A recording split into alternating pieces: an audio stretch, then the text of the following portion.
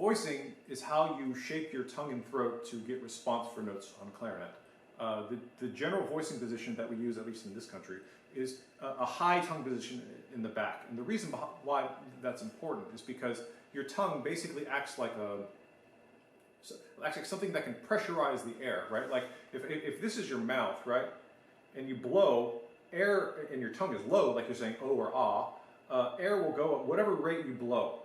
But if you can pressurize it, right, if you pressurize it so now your tongue is up like this, now air has a much smaller space to go through. So it basically, you can get more, like a faster airstream without blowing any harder.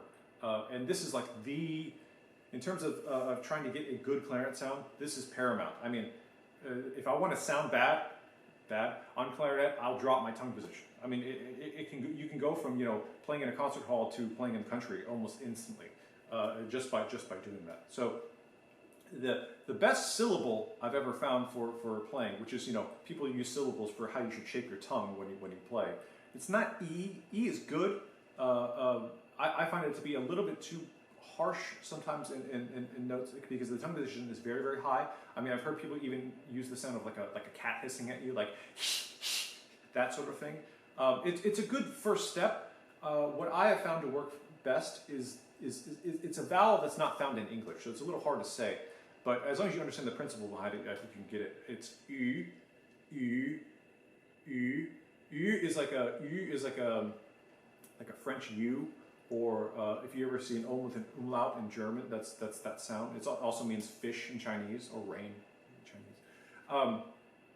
And if you make that shape in your mouth, U, and if I make that shape and I blow, which you hear this is kind of spinny air sound. It's not, right? It's not either. It's that. For me, that's been the best compromise between getting a really, you know, sort of tinny bright sound and like a really heavy dark sound. Now, the bad news is that on clarinet, every note has a different resistance. Sorry. You have general zones of voicing positions. That's what the registers are for. First register, second register with the register key, and the third register with the first finger up. Those all have different zones, but really each individual note needs a specific position for that note to respond cleanly. If you ever have issues with like grunting in the second register, particularly on clarinet A, that's usually the problem that's usually the cause of your problem. Okay, that's basically it for voicing. If you're concerned about, you know, getting practical knowledge, I'm going to make some exercise videos. So like there's one very, very good voicing exercise that I'll teach you in subsequent videos.